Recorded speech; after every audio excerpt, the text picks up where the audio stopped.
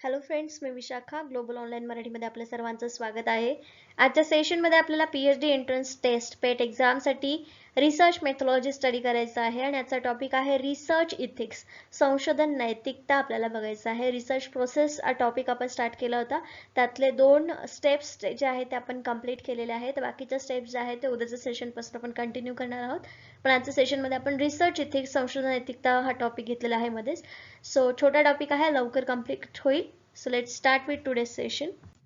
Session start करण्यापूर्वी एक important सूचना किंवा संधी आहे त्या स्टुडंटसाठी जे स्टुडंट्स यावर्षीची एक्झाम टार्गेट करत आहेत, PhD एंट्रन्स एक्झाम टार्गेट करणाऱ्या स्टुडंट्ससाठी. जसं की आपल्याला माहिती आहे 50% सिलेबस हा पूर्णपणे रिसर्च मेथॉलॉजीवर असतो कुठल्याही पेट एक्झामसाठी. तसंच या पेट एक्झामचा म्हणजे SGBA युनिव्हर्सिटीचा देखील पॅटर्न जो आहे तो 50% रिसर्च मेथॉलॉजीवरचा आहे. तर त्यासाठी आम्ही एक फुल कोर्स घेऊन आलो आहोत जो तुम्हाला गॅरंटीड सिलेक्शन मिळवून देणार आहे. या फुल कोर्समध्ये आम्ही तुम्हाला मिळवून देणार आहे संपूर्ण अभ्यासक्रम, मॉक टेस्ट, संपूर्ण अभ्यासक्रमावरील notes, video lectures plus live lectures, त्याच्यानंतर 1500 प्लस MCQ PDF सरावासाठी. सराव सगळ्यात आवश्यक असतो तुमचा स्टडी झाल्यानंतर, त्यासाठी ही PDF देखील त्याच्यामध्ये इन्क्लूड करण्यात आलेली आहे. या फुल कोर्सची फीस आहे 699 रुपये आणि इकडे दिलेल्या व्हॉट्सअप नंबरवरती मेसेज करून लगेचच तुम्ही कोर्सला जॉईन होऊ शकता आणि आपल्या प्रिपरेशनला स्टार्ट करू शकता without any hesitation. So let's start with the session.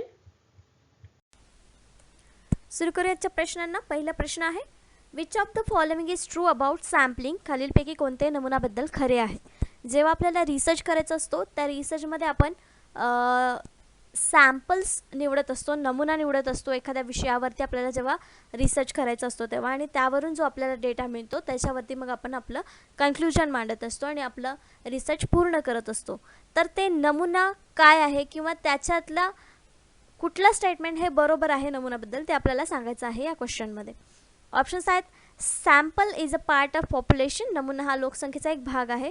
Sampling saves time, money and energy, नमुना घेण्याचे वेळ, पैसा आणि ऊर्जा वाचवते नमुना घेतल्याने. Sampling helps in estimating sampling error, सॅम्पलिंगमुळे सॅम्पलिंग त्रुटीचा अंदाज घेण्यात मदत होते. D all of the above, वरील सर्व.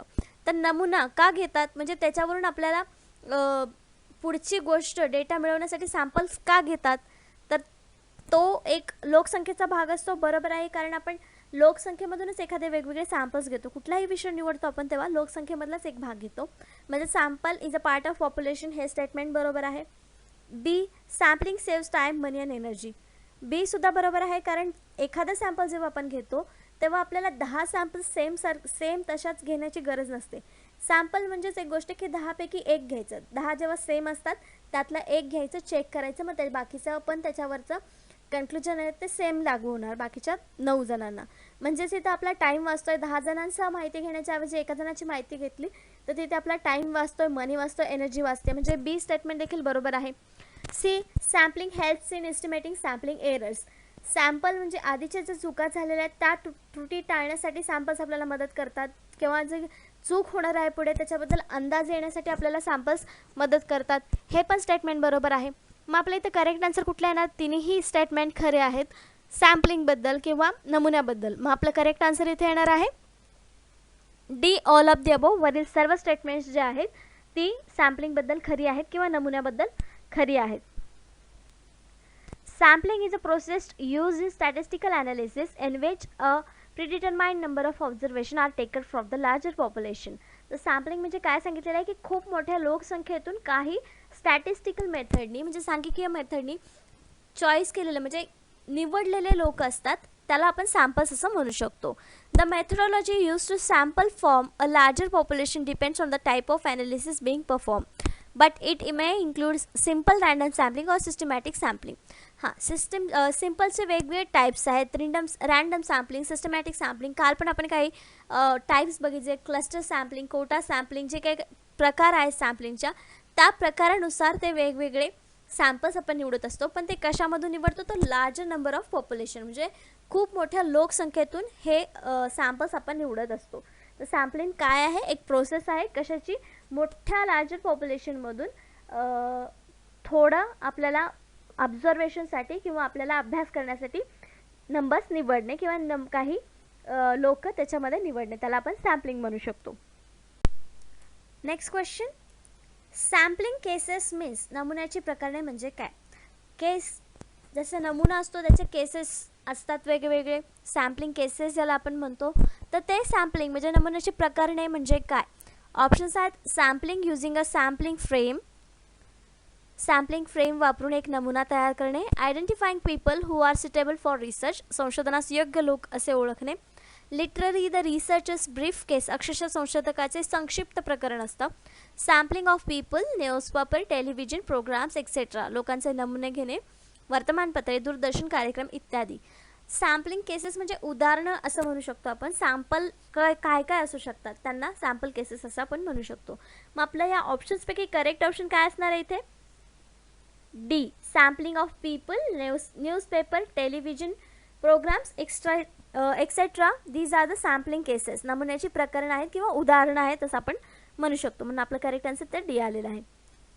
Sampling in case study research involves decision that the researchers make regarding sampling strategies, the number of case studies, and the definition of unit of analysis. It is central theory of building. The sampling cases काय study करायला सांगतं आपल्याला की samples कसे कसे घेतले पाहिजे, त्यात स्ट्रॅटेजी कुठल्या असल्या पाहिजेत किंवा एखादी केस स्टडी केल्यानंतर त्याच्यावरती दुसरे सॅम्पल्स कसे निवडले पाहिजेत याबद्दल माहिती मिळण्यासाठी हे सॅम्पल केस आपण घेत असतो. याच्यामध्ये नंबर्स आपण ठरवू शकतो की केसेस किती घेऊ शकतो, केस स्टडी ज्याला म्हणतो आपण त्या स्टडी किती घेऊ शकतो हे नंबर्स आपण ठरवू शकतो. त्याचं ॲनालिसिस केल्यानंतर मग आपल्याला एखादी थेअरी बिल्ड करायला सोपं जातं. Next question. The aggregate of all the units pertaining to the study is called. अभ्यासाशी संबंधित सर्व युनिट्सचे एकत्रीकरण म्हणजे काय.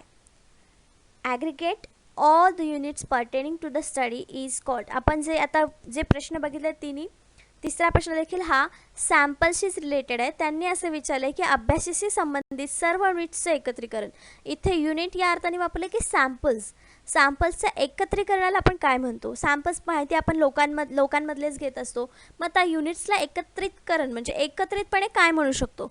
ऑप्शन्स आहेत population, universe, unit, sample, frame. तरी ऑलरेडी आपल्या प्रश्नामध्ये युनिट आहे, मग त्यामुळे युनिट आपलं करेक्ट आन्सर असणार नाही. सॅम्पल्स त्याला म्हणता येईल का, नाही. ते सगळं एकत्रित नसतं. सॅम्पल्स आपण चॉईस केलेले असतात किंवा त्याचे वेगवेगळे प्रकार पडलेले असतात. फ्रेम येईल का, नाही. मग आपलं करेक्ट आन्सर इथे काय असणार आहे, पॉप्युलेशन ऑर युनिवर्स. कारण ते सगळेच सॅम्पल्स त्याच्यामध्ये एकत्रित आहेत, सगळे युनिट्स त्याच्यामध्ये एकत्र आहेत, म्हणून ते एक पॉप्युलेशन ऑर युनिवर्स आहेत. पॉप्युलेशन म्हणजे काय, the aggregate of all units pertaining to the study असं देखील आपण म्हणू शकतो. रिलेटेड टू सॅम्पलिंग म्हणून याचं करेक्ट आन्सर आपला ए आलेला आहे. सॅम्पलिंगचे काही पॉईंट्स आहेत ते आपण बघूयात. The aggregate of all the units pertaining to the study is called a population or universe. जे आता आपण बघितलं स्टेटमेंट की जे ॲग्रिगेट्स युनिट्स एकत्रितपणे काम करतात त्यांना आपण काय म्हणतो, पॉप्युलेशन किंवा युनिवर्स म्हणतो. A member of a population is an element. जे पॉप्युलेशनचे मेंबर असतात त्याला आपण इलिमेंट म्हणतो किंवा युनिट म्हणू शकतो. एलिमेंट ऑफ स्टडी असं म्हणू शकतो, म्हणजेच एलिमेंट हा शब्द देखील त्याला म्हणू शकतो. अ part of a population is called a samples. तर हे जे वेगवेगळे आपल्याला ऑप्शन्समध्ये आले होते की युनिट काय आहे, एलिमेंट काय आहे, सॅम्पल काय आहे, पॉप्युलेशन आणि युनिवर्स काय आहे, तर त्याची ही स्टेटमेंट आपल्याला आन्सर्स देत आहेत. The aggregate of all units pertaining to the study is population. The member of population is element. A part of the population is a sample. The process of drawing a sample from the population is called sampling. Sampling ची ही व्याख्या थोडक्यात करता येईल आपल्याला की the process of drawing a sample from population. The list of sampling units from which a sample is taken is called sampling frame. Sampling frame ची व्याख्या इथे काय दिलेली आहे, लिस्ट जे सॅम्पल युनिट्स आहेत त्या सगळ्यांची लिस्ट, त्याला आपण सॅम्पलिंग फ्रेम असं म्हणू शकतो. ह्या सॅम्पलिंगच्या काही कन्सेप्ट आहेत, छोटे छोटे आहेत, ते आपल्याला लक्षात ठेवायचे आहेत. नेक्स्ट क्वेश्चन आहे 4 नंबरचा. Dash dash refers to those elements from which samples are specifically chosen or selected for research. Dash dash त्या घटकांचा संदर्भ आहे ज्यातून नमुने विशेषतः निवडले जातात किंवा संशोधन निवडले जातात. आपल्याला प्रश्न असा दिलेला आहे की ज्यातून आपण सॅम्पल्स निवडतो, जे एलिमेंट्स असतात ते सॅम्पलसाठी निवडलेले जातात, ते कुठल्या गटातून किंवा कुठल्या गोष्टीतून निवडले जातात. आपल्याला ऑप्शन्स दिलेले आहेत finite populations, target population, infinite population, sampling population. तर याचं करेक्ट आन्सर आहे बी, टार्गेट पॉप्युलेशन म्हणजे लक्ष्य लोकसंख्या. हे याचं करेक्ट आन्सर आहे, कारण आपण सॅम्पल्समधून, सगळ्या पॉप्युलेशनमधून आपण रिसर्च करत नाही. आपण रिसर्च करताना एक स्पेसिफिक टार्गेट पॉप्युलेशन बघतो आणि त्यातून मग सॅम्पल्स निवडतो. समजा आपला विषय आहे की सरकारी नोकरी करणारे लोक, तर त्यातून आपलं टार्गेट पॉप्युलेशन काय असणार आहे, तर जे गव्हर्नमेंट सर्व्हिस करत आहेत, सरकारी नोकरी करत आहेत, हे आपलं टार्गेट पॉप्युलेशन असणार. लक्ष लोकसंख्या असणार आहे. तर फायनाईट आणि सॅम्पलिंग पॉप्युलेशनमधून आपण सॅम्पल्स निवडायला जाणार नाही, ते आपल्याला खूप कठीण होईल. मग आपण कशातून निवडणार आहोत, ते टार्गेट पॉप्युलेशनमध्ये लक्ष लोकसंख्येमधून ते आपण निवडणार आहोत.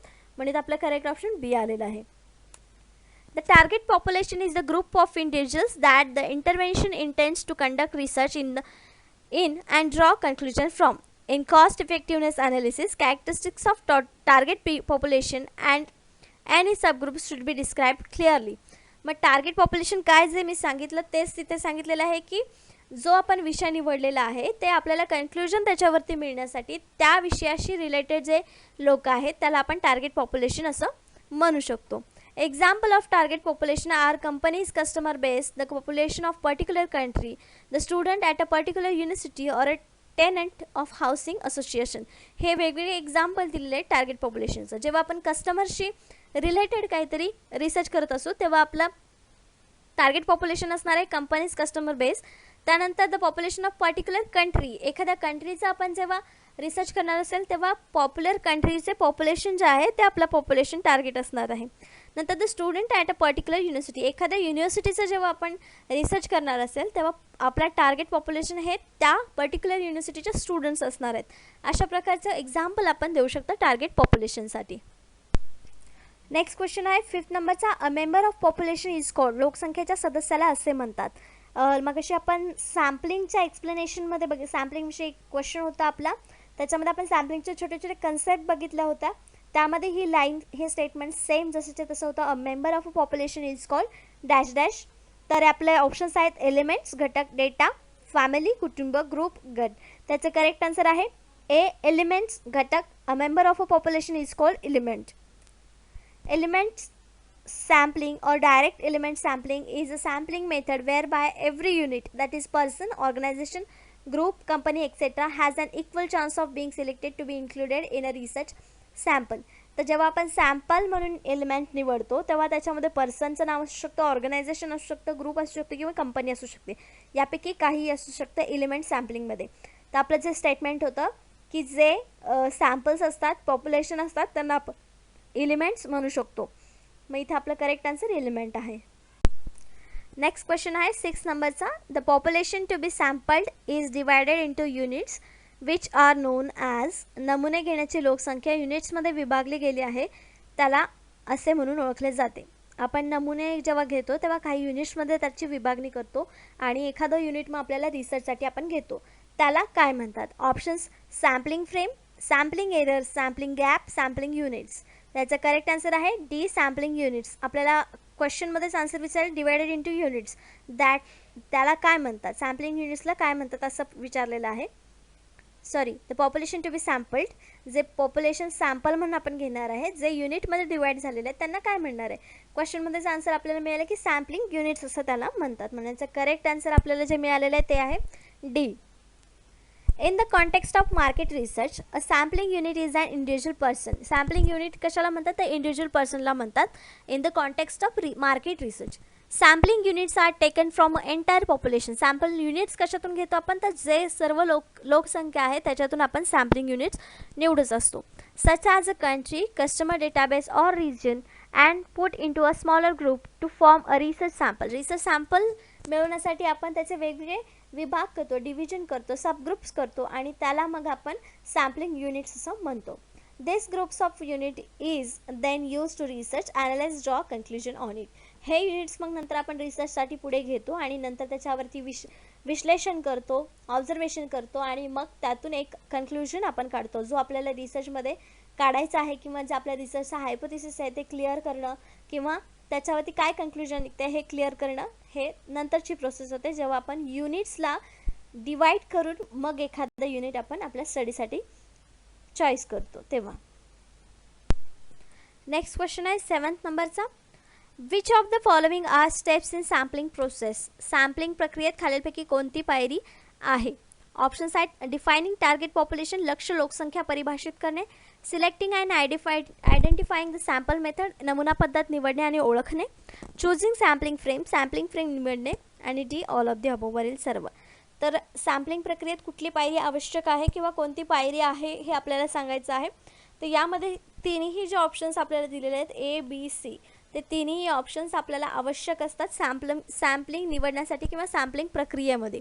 मग इथं आपला करेक्ट आन्सर काय येणार आहे, D all of the above वरील सर्व या सॅम्पलिंगच्या पायऱ्या आहेत किंवा सॅम्पलिंग प्रोसेसच्या पायऱ्या आहेत. That is defining target population, कारण टार्गेट पॉप्युलेशन निवडल्यानंतरच आपण मग ॲनालिसिससाठी किंवा इन्फॉर्मेशन घेण्यासाठी त्यांना निवडू शकतो. त्याच्यानंतर आपण selecting and identifying sample method निवडणे ही तेवढंच गरजेचं असतं. कुठली मेथड निवडायची आहे ती ओळखणं की कुठली सॅम्पल मेथड इथे योग्य असेल किंवा त्यातून आपल्याला योग्य कन्क्लुजन मिळेल ते पण तितकंच महत्त्वाचं असतं. म्हणून याचाही समावेश आपल्याला सॅम्पलिंग प्रक्रियेत करावा लागतो. आणि सॅम्पलिंग फ्रेम निवडणे हे तर सगळ्यात महत्त्वाचंच आहे. त्यामुळे ह्या तिन्ही ज्या स्टेटमेंट्स आहेत किंवा तिन्ही ज्या पायऱ्या आहेत त्या आवश्यक आहेत सॅम्पलिंग प्रक्रियेमध्ये. आपण बघूया स्टेप्स इन सॅम्पलिंग प्रोसेस, म्हणजे सॅम्पलिंग प्रोसेसच्या काय स्टेप आहेत, पायऱ्या आहेत ते थोडक्यात बघूया. डिफायनिंग द टार्गेट पॉप्युलेशन, सर्वात पहिले आपल्याला टार्गेट पॉप्युलेशन ठरवायचं आहे. आपला जो विषय आहे त्या विषयाला अनुसरून किंवा आपल्या विषयाशी सुसंगत असं पॉप्युलेशन आपल्याला निवडायचं आहे. जसं की आपण एक विषय निवडला आहे की आर्ट्स या फॅकल्टीमध्ये स्टडी करणारे स्टुडंट्स, तेव्हा मग आपण कुठले टार्गेट पॉप्युलेशन करतो, तर जे स्टुडंट्स आर्ट विषय घेऊन अभ्यास करत आहेत किंवा त्यांची डिग्री करत आहेत, तर ते आपलं टार्गेट पॉप्युलेशन असणार. नंतर स्पेसिफाईंग द सॅम्पलिंग फ्रेम, मग सॅम्पलिंग फ्रेम निवडावी लागेल की आपल्याला कोणत्या फ्रेममध्ये पॉप्युलेशनचं निवड करायची आहे. त्यानंतर स्पेसिफाईंग द सॅम्पलिंग युनिट्स, मग युनिट्स वेगळे करायचे आहेत आपल्याला.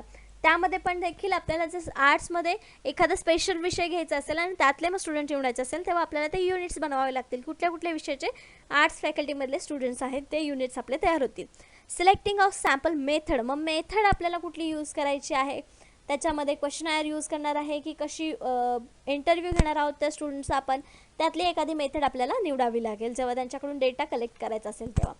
मग डिटर्मिनेशन ऑफ सॅम्पल साईज, मग सॅम्पलची साईज किती घ्यायची आहेत, सगळ्या देशातल्या युनिव्हर्सिटीमधल्या स्टुडंट्स घेऊन चालणार आहे का आपल्याला, नाही. मग प्रत्येक स्टेटमधल्या एका युनिव्हर्सिटीचे स्टुडंट्स घेऊन चालेल का, तसंही करू शकतो.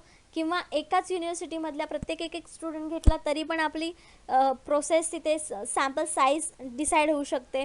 स्पेसिफाईंग द सॅम्पलिंग प्लॅन, मग सॅम्पलिंग प्लॅन काय आहे आपला, किती स्टुडंट आपण घेणार आहे, मग त्याच्यावरून आपला रिझल्ट कसा येणार आहे हे सगळं आपण प्लॅन करू शकतो. सॅम्पलिंग प्लॅन ज्याला आपण म्हणू शकतो. सिलेक्टिंग द सॅम्पल, आणि हे सगळं झाल्यानंतर मग आपले सॅम्पल्स हे सिलेक्ट होणार आहेत. या सगळ्या प्रोसेसमधून गेल्यानंतर लास्टला मग सॅम्पल सिलेक्ट केले जातात. जे आपल्याला आवश्यक आहेत प्रत्येक सॅम्पलमध्ये आपल्या रिसर्चसाठी ते आपण सॅम्पल म्हणून निवडतो. मग इथे आपली सॅम्पल घेण्याची किंवा सॅम्पल निवडण्याची प्रोसेस कंप्लीट होते.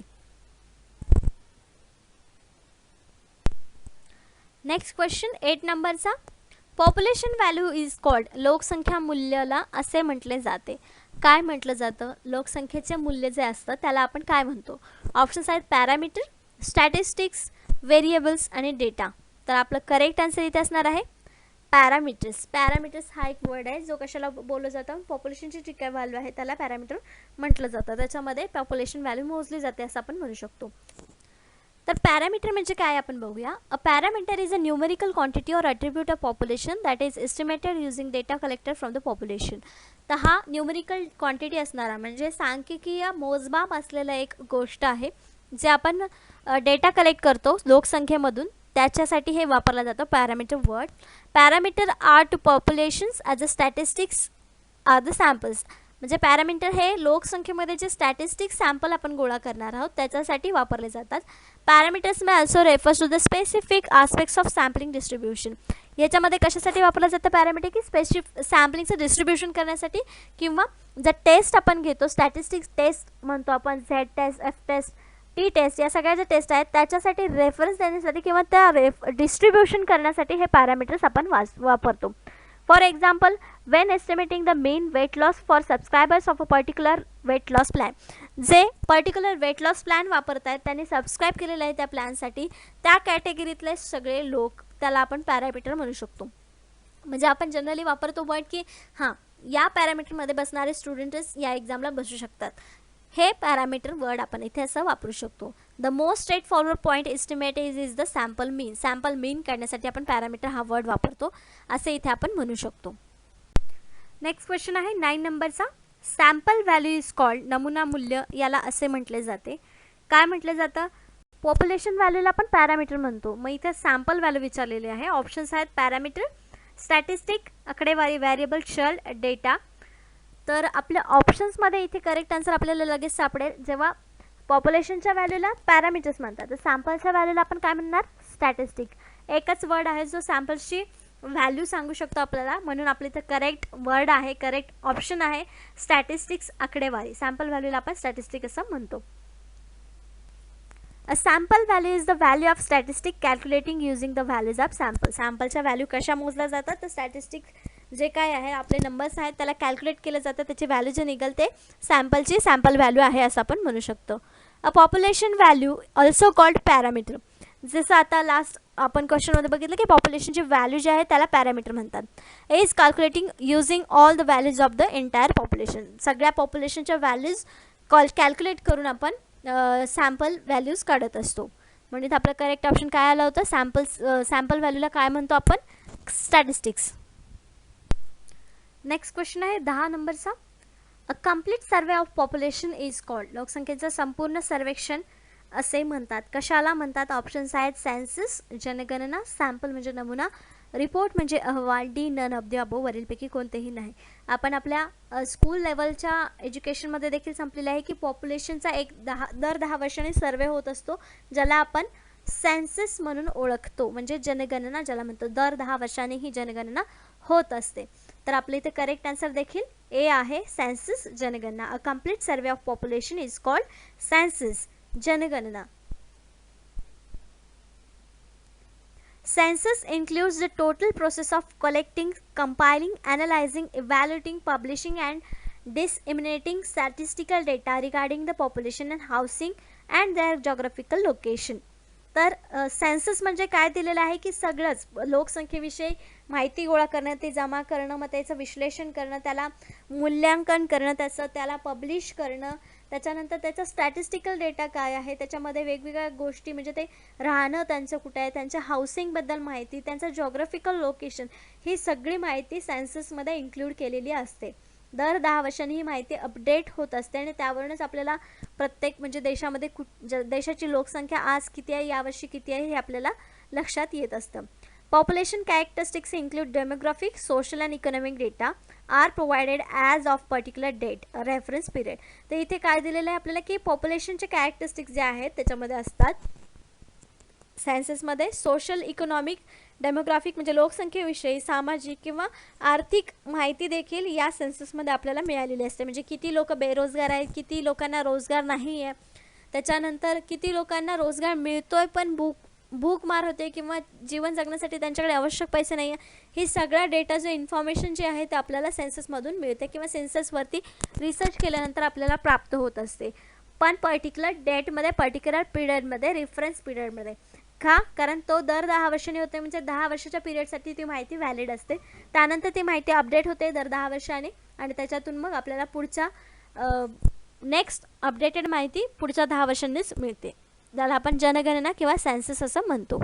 तर अशा प्रकारचे आजचे 10 प्रश्न आणि 10 कन्सेप्ट आपल्या इथे संपलेले आहेत.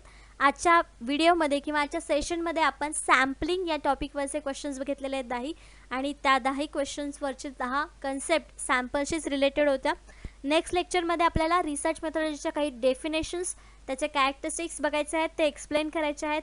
त्यानंतर आणखीन काही टॉपिक होतील नेक्स्ट लेक्चरमध्ये. आजच्या लेक्चरसाठी धन्यवाद. थँक्यू.